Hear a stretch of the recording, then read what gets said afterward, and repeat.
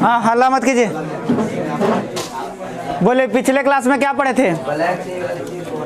Bio पढ़े थे पिछले क्लास में। फिजिक्स में क्या पढ़े थे? विद्युतीय द्विध्रुव के कारण किसी कोण पर तीव्रता पढ़े थे ना, यानी कि द्विध्रुव के कारण 3 गो तीव्रता पढ़े, अक्षीय अवस्था में, निरक्षीय अवस्था में और किसी भी अवस्था में। आइए तो थोड़ा सा तीव्रता को रिकैप करें एक बार, तो आगे वाला टॉपिक हम लोग देखेंगे।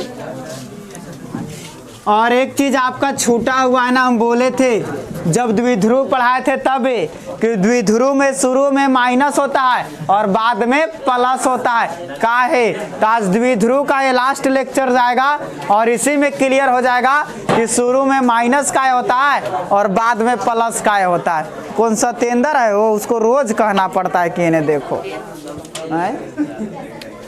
देखिए तो थोड़ा सा तीव्रता को रिकैप करें।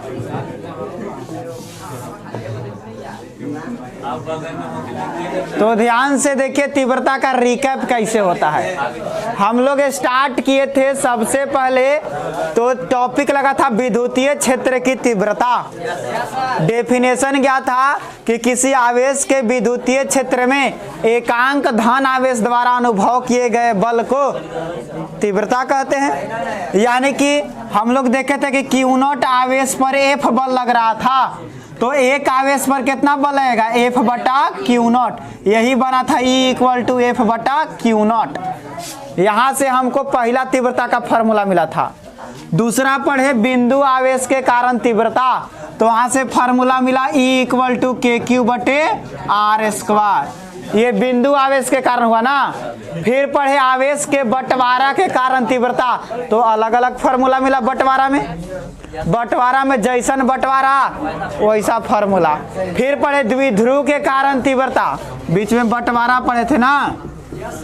लाइन पर बांटे थे, सतह पर बांटे थे, मतलब एरिया में बांटे थे और वॉल्यूम में बांटे थे ना।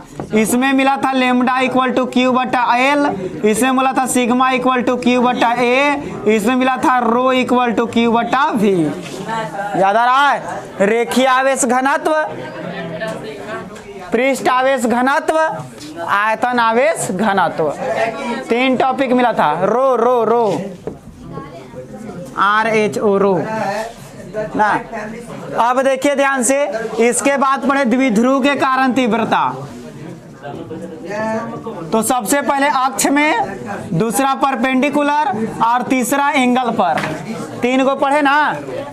तो 3 गो में देखो अक्ष पर पढ़े थे, फॉर्मूला आया था E = K2P बटा R3, यही ना बना था। उसके बाद निरक्षीय अवस्था में पढ़ा था E = खाली KP बटा R3, और ये पढ़े तो E = देखो KP बटा R3, और अंदर में रूट में था 1 + 3 cos² थीटा।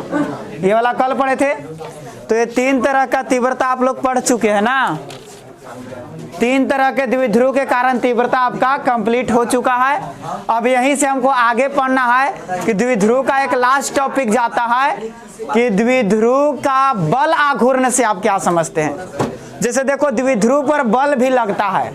जैसे ध्यान से देखे तो एने वाला तीव्रता में कहीं बल लग रहा है, यहाँ वाला तीव्रता में कहीं बल नजर आया था, लेकिन देखो तो यहाँ वाला तीव्रता में बल नजर आ रहा है। ये देखो बल है ना। तो यहाँ से F = अगर निकाले तो कौची हो जाएगा? EQ0 हो जाएगा कि नहीं हो जाएगा? याद रखे ना कि तीव्रता के कारण किसी आवेश पर लगने वाला जो बल होता है वो EQ0 होता है। EQ0 क्या होता है? EQ0, यही बल है ना। F = कोची बोलेंगे? EQ0। अगर आवेश Q0 है तो Q0, आवेश Q रहेगा तो कोची बोलेंगे? F = EQ। आवेश Q1 रहेगा तो क्या बोलेंगे? F = EQ1। जितना आवेश रहेगा उतना रख देंगे, है कि ना। तो ये तीव्रता पर लगने वाला, मतलब तीव्रता के कारण लगने वाला बल है। तो इसी से एक टॉपिक निकल कर आपका बना है विद्युतीय द्विध्रुव का बल आघूर्ण, और 2 नंबर का टॉपिक है, बहुत बार एग्जाम में आया है, विद्युतीय द्विध्रुव का बल आघूर्ण। तो टॉपिक लगाओ, विद्युतीय द्विध्रुव का बल आघूर्ण। चलिए टॉपिक लगा देंगे हमारे साथ।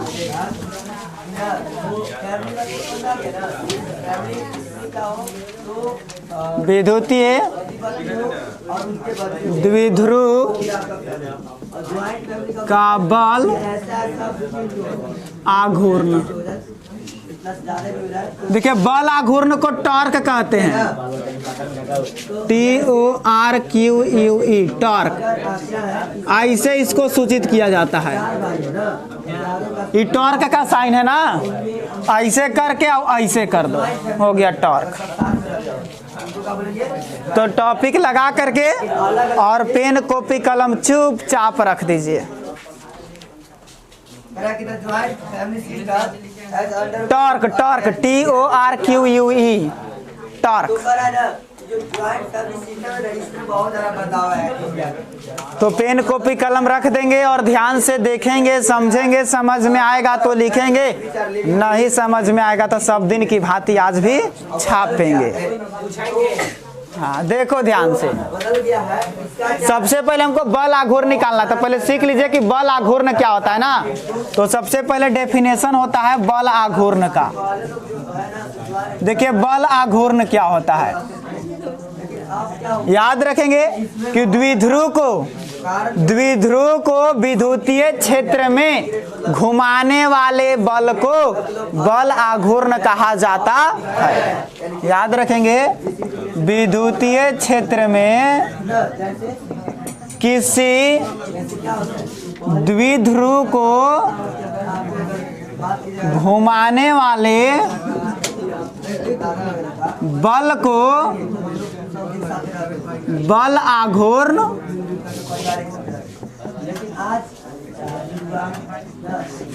कहते हैं। छोटा सा डेफिनेशन हो गया, यानी कोई द्विध्रुव है, इन्हें माइनस है और इन्हें प्लस है, बीच की दूरी कितना रहेगा 2L, और उसको पर कोई बल लगा और बल का क्या आधार के उसको गोले गोले घुमा दिया, तो जो घुमाने वाला बल लगा ना उसी बल को हम लोग क्या कहेंगे, बल आघूर्ण। जैसे देखिएगा ध्यान से, बहुत कम समय में ही ये हमारा मान लेते हैं कि विद्युतीय क्षेत्र है,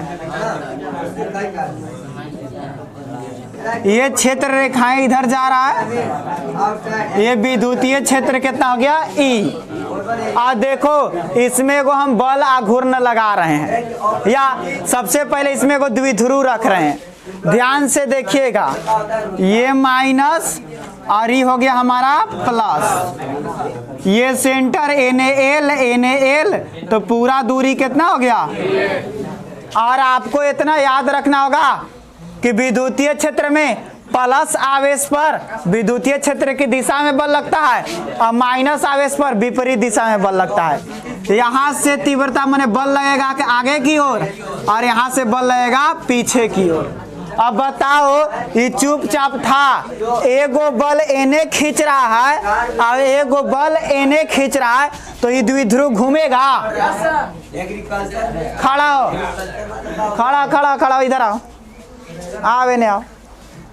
तोरा दोनों कर ऐसे हथवा कैले, एगो ओने से खींचेगा ओने से खींचेगा, तो गोले गोले न घूमे लगेगा, तो कैसे कह रहा है घूमेगा, गधेड़ा है।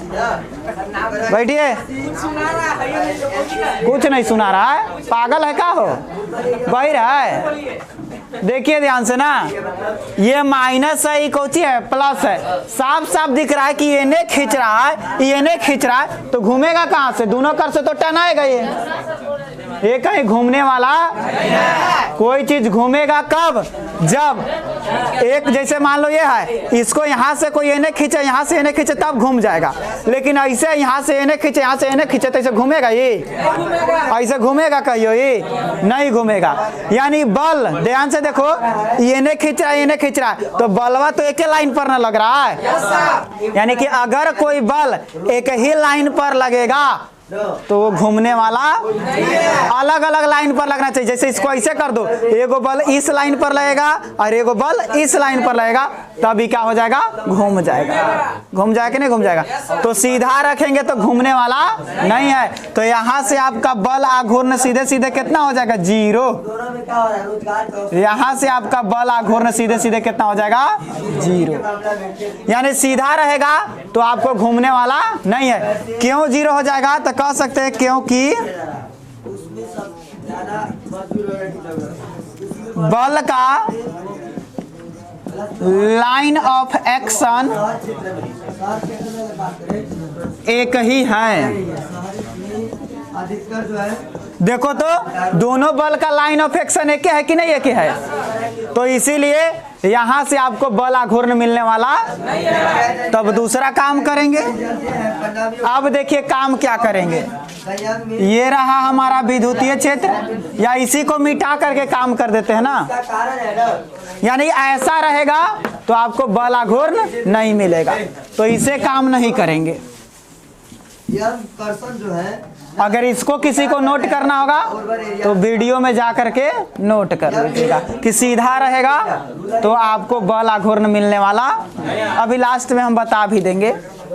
चलो फिर से ये रहा हमारा विद्युतीय क्षेत्र, ध्यान से देखिएगा, अबरी बेर बल आघूर्ण मिल जाएगा। विद्युतीय क्षेत्र कितना है, E, और इसमें एक द्विध्रुव को रख दे रहे हैं ऐसे, ये प्लस Q और ये कौची है माइनस Q।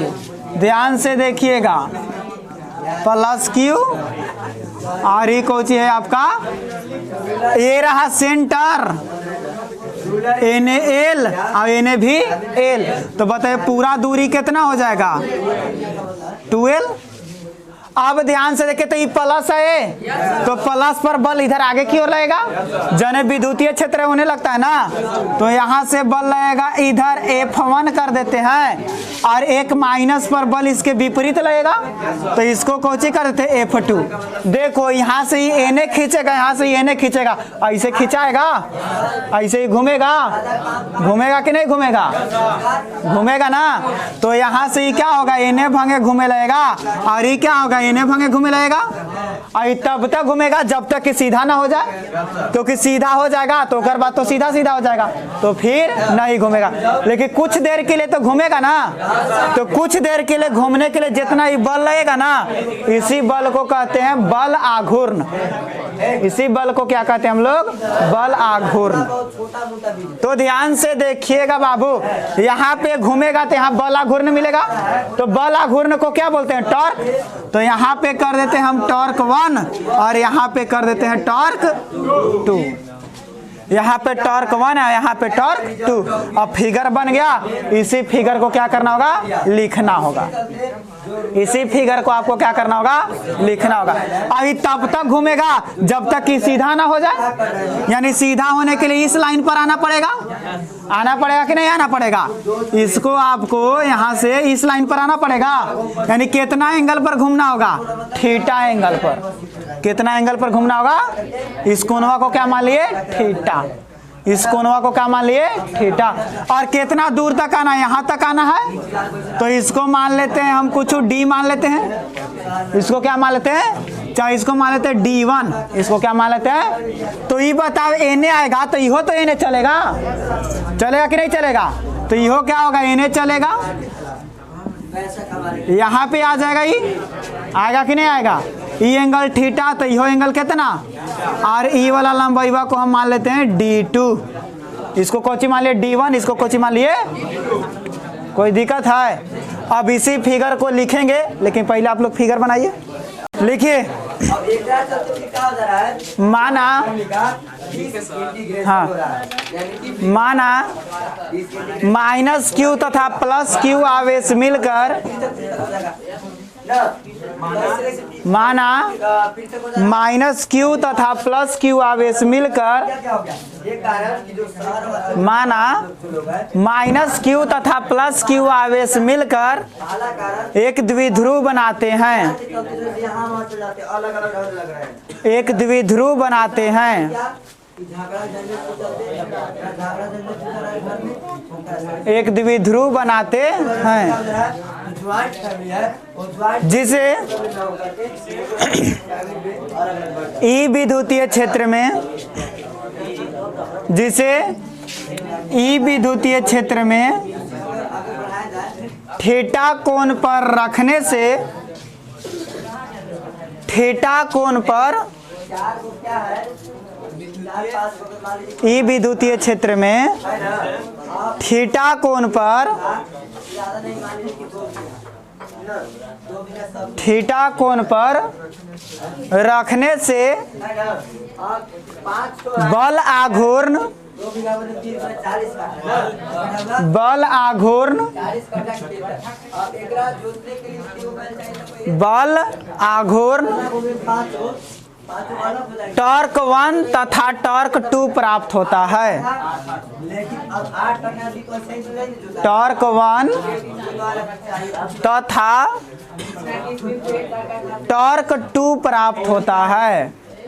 तो देखिए तो इसको भी 2 टॉर्क 1 दो बताइए, इसको भी 2 बताइए, तथा टॉर्क 2 प्राप्त होता, अतः और देखिए कुल बल आघूर्ण, और सुनिए क्या समस्या है, अतः अब देखिए अगर सब कुल साथ रहते थे बल आघूर्ण, एगो गाड़ी में से खेती बाड़ी देखता था चाहे 40 हजार की वो देखिए तो कुल बल आघूर्ण क्या करते टॉर्क नेट इक्वल टू, कमाते थे, हम कह सकते हैं टॉर्क 1 प्लस टॉर्क। अब चूंकि याद रखना बाबू, टॉर्क बराबर फार्मूला होता है फोर्स इनटू परपेंडिकुलर डिस्टेंस, लंबवत दूरी ना, बल गुना लंबवत दूरी। तो देखो तो torque net equal to torque 1 तो यहाँ है, यहाँ पे कितना फोर्स लग रहा है F1, और यहाँ पे लंबवत दूरी कितना है, देखो एगो ई दूरी है और एगो ई दूरी है ना, तो 90 डिग्री पर कौन है, ई वाला ना है, तो परपेंडिकुलर डिस्टेंस, ये तो थीटा कोण पर ना है, हमको दूरी कौची लेना पड़ता है, लंबवत दूरी, तो ये ना लंबवत दूरी हुआ, तो लंबवत दूरी कौची हो गया आपका D1 प्लस टॉर्क 2 के जगह पर फोर्स कितना लग रहा है F2, और लंबवत दूरी यहाँ से कितना हो जाएगा D2 हो जाएगा। अब चूंकि आपको पता है F इक्वल टू अभी तुरंत पढ़ाए थे, तीव्रता के कारण लगने वाला बल EQ0 होता है कि नहीं होता है, होता है। और यहाँ से देखो तो D1 अगर निकालेंगे हम तो ये L है, ये थीटा है, अगर L एने आएगा तो बनेगा L cos थीटा, अब एने जाएगा तो कोची बनेगा L sin थीटा बनेगा, तो D1 कोची हो जाएगा L sin थीटा। वैसे D2 निकाल के देखो तो D2 यहाँ है ना, ध्यान से देखो ई वाला लाइन में कितना है L, यहाँ थीटा है, अगर इसको एने ले जाएंगे तो कोची बनेगा cos थीटा, अब इधर लाएंगे तो कोची बनेगा, तो D2 भी कितना हो जाएगा L sin, तो मान रख दो torque net equal to F के जगह यहाँ पर EQ, देखो तो E का E और F1 के जगह पर आवेश कितना है Q, तो कोची रख देंगे Q, और D1 के जगह यहाँ पर L sin थीटा। वैसे आओ F2 के जगह यहाँ पर भी यही फार्मूला, E का E और Q0 के जगह यहाँ पर कितना रखेंगे Q, प्लस माइनस नहीं रखा जाता है द्विध्रुव में, हम बार बार बोले हैं, वो प्लस माइनस द्विध्रुव को बनाने के लिए दिया जाता है ना। और बाकी D2 के जगह यहाँ पर कौन ची L sin थीटा, देखो तो दोनों एक है EQL sin theta, EQL sin theta, तो एगो एगो कैगो हो जाएगा दूगो, तो torque net equal to 2EQL sin theta. कोई दिक्कत है, अभी तनी सा दिक्कत है ना, इसको सिंगार पटार करके खूबसूरत बना दे रहे हैं ना, हाँ तनी सा देखो सिंगार पटार इसको कर देते हैं। टॉर्क नेट इक्वल टू सबसे पहले लिख रहे हैं Q को, फिर इनटू में 2L को, और तब लिख रहे हैं E sin थीटा। देखो थोड़ा सा सिंगार पटार हो गया, सबसे पहले Q, तब 2L, फिर बच गया E साइन थीटा।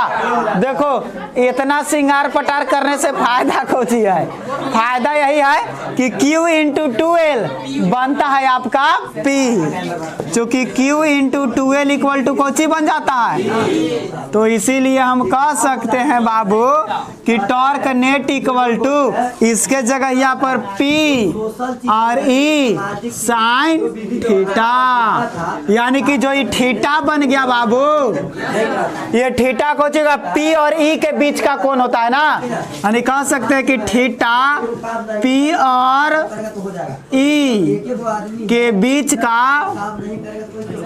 कोण होता है। और याद रखो फर्स्ट ईयर में हम आपको वेक्टर पढ़ाए थे कि साइन थीटा हटता है तो क्रॉस सटता है, और कॉस थीटा हटता है तो डॉट सटता है। साइन थीटा हटेगा तो क्रॉस, और कॉस थीटा हटेगा तो डॉट, यानी कि कह सकते हैं torque net equal to sine theta को हटा देंगे तो बन जाएगा P क्रॉस E। यही कहानी होगी आपका खत्म। तो यही था आपका बल आघूर्ण, विद्युतीय द्विध्रुव का बल आघूर्ण। याद रखना torque net equal to P cross E, चाहे P साइन थीटा। नोट कर लो, हाँ नोट कर लीजिए। अब यहाँ से टॉर्क नेट आप लोग को लिखना है ना, net torque equal to torque 1 plus torque 2 से नोट कर लीजिए सब। इतना अब बस यही समझना है कि द्विध्रुव में शुरू में माइनस आवेश और बाद में प्लस आवेश क्यों दिया जाता है, तो इसको भी देख लीजिए। वो कन्फ्यूजन काला रहेगा, क्योंकि सत्येंद्र बाबू को प्रॉब्लम हुआ था शुरू थी कि शुरू में माइनस काय होता है और बाद में प्लस काय होता है। तो देखिए ध्यान से ना, हल्ला मत करो। तो बात करते हैं, एक टॉपिक लगेगा आपको स्टेबिलिटी ऑफ डाइपोल। स्टेबिलिटी द्विध्रुव का स्थायित्व, मतलब कौन सा द्विध्रुव अस्थाई होता है और कौन सा द्विध्रुव अस्थाई नहीं होता है, वही देखना है अब आप लोग को ना। तो चलिए, जैसे देखिए ये रहा हमारा विद्युतीय क्षेत्र,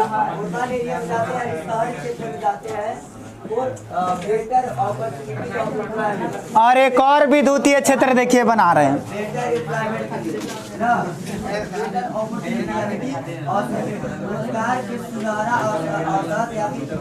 ये रहा विद्युतीय क्षेत्र। ध्यान से देखिए, एक विद्युतीय क्षेत्र ये है और एक विद्युतीय क्षेत्र ये है। इसमें एक द्विध्रुव को रख रहे हैं, Na माइनस है और Na कौची है, प्लस है। इसमें भी एगो रख रहे हैं, Na प्लस है और Na माइनस है। और बीच की दूरी जानबे करते हैं 12 रहेगा, एक रो बीच की दूरी कितना रहेगा। अब ध्यान से देखिएगा, इस पर बल लगेगा आगे की ओर और इस पर बल लगेगा इधर की ओर। ये खिंचाएगा ओने, एक खिंचाएगा ओने। ये द्विध्रुव है, एगो खिंचा रहा है एने, एगो खिंचा रहा है एने, तो घूमने वाला तो है नहीं, तो बल आघूर्ण यहाँ से मिलने वाला नहीं है। ये खींचेगा एने, ये खूब धक्कस के खींचेगा, कुछ होने वाला नहीं है। पतला होगा तो टूट जाएगा ना। इसमें देखो ये प्लस में है, अल्लाह मत करो, ये क्या में है, प्लस में। इस पर बल लगेगा ओने, तो इस पर कने बल लगेगा एने। ये माइनस में है तो इस पर बल कने लगेगा एने। अब ध्यान से देखो, एगो एने से चपाएगा एने, एगो एने से चपाएगा ओने। अबरी दोनों कर से कस के क्या करेगा, चापेगा। अबरी क्या होगा, चपाएगा। इसमें दोनों खिंचाएगा, इसमें दोनों चपाएगा। देखो अंतर यही है। Na माइनस Na प्लस रखेंगे तो क्या होगा, खिंचाएगा। Na माइनस Na प्लस रखेंगे तो क्या होगा, चपाएगा। लेकिन दोनों में से कोई में घूमने वाला घूमेगा कब, जब कोण पर रखेंगे तब, क्योंकि इसमें लाइन ऑफ एक्शन बराबर है, एकरो में लाइन ऑफ एक्शन बराबर। अब ध्यान से देखिए कि मान लीजिए कि तनिषा किसी कारणवश हिल गया, तनिषा क्या हो गया, हिल गया, और हिल करके ऐसे हो गया, ये प्लस यहाँ हो गया, ये माइनस यहाँ हो गया, तो इस पर बल लगेगा ऐसे और इस पर बल लगेगा। अब तनिषा ही घूमेगा, अरे अब इतना एंगल पर ही घूमेगा ना, तो घूम करके फिर तो इसने हो जाएगा। यानी कि इसको अगर तनिषा आप हिलाए तो ये कहेगा कि बाक बुरबक, लालू यादव ऐसा बाक बुरबक, हम जैसन थे वैसने रहेंगे।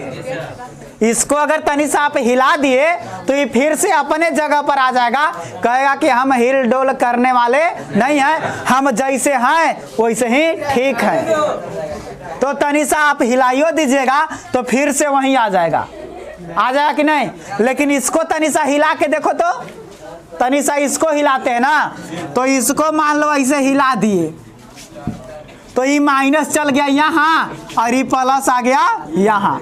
अब ध्यान से देखो तो माइनस पर कने बल लगेगा Na, अब प्लस पर कने बल लगेगा Na, कहेगा कि हिलाइले है। अब एक देखो ये क्या करेगा, हिला दिया ना तनिषा हिला दिया, अरे यार सुनो तो, थोड़ा सा हिला दिया। अब तनिषा जैसे हिलाइएगा ये घूम जाएगा Na, अब ये हो जाएगा Na, देखो पलट जाएगा नहीं, ये खींचा जाएगा Na और ये खींचा जाएगा Na, यानी प्लस चल जाएगा Na, अब माइनस हो जाएगा Na। इसीलिए कहा जाता है कि बाबू द्विध्रुव में हमेशा माइनस कने रहेगा बाएं तरफ, अब प्लस कने रहेगा दाएं तरफ। माने विद्युतीय क्षेत्र जाने जा रहा है उन्हें प्लस और ओकर दूसरा और क्या होता है माइनस। ये अनस्टेबल है, ये क्या है आपका अनस्टेबल, मतलब तनियों सा हिलाएगा ना तो घूम के एकरा जैसा हो जाएगा। तो ये ऐसे रहना नहीं चाहता है, जबरदस्ती को ऐसे रख ले है और तनिषा हिला दिया तो खुश कि चलो भैया पिंजरा से आजाद, अपन डायरेक्शन ले लो। और एकरा क्या कि खुश है एकदम ऐसे ही, तो ये स्टेबल होता है, ये पहले से खुश है। आप तनिषा हिलाइएगा ये कहेगा कि बात झूठो के हमरा हिला रहा है, हम जैसा वैसे छोड़ दो ना। हाँ बढ़िया है, तू बढ़िया ना ही बढ़िया है ना। हाँ, तो इसको तनी मनी हिला दीजिएगा तो भी वहीं आ जाएगा, इसको हिलाइएगा तो वहीं आने वाला नहीं है। इसीलिए द्विध्रुव में पहले माइनस होता है बाद में प्लस होता है। अब अगर विद्युतीय क्षेत्र Na भागे रहेगा तब वो ठीक हो जाएगा ना, तो जने विद्युतीय क्षेत्र जाएगा उन्हें प्लस और दूसरा तरफ माइनस। तो ऐसे पूरा परंपरा है कि विद्युतीय क्षेत्रों को दाहिने तरफ लेके जाया जाता है ना।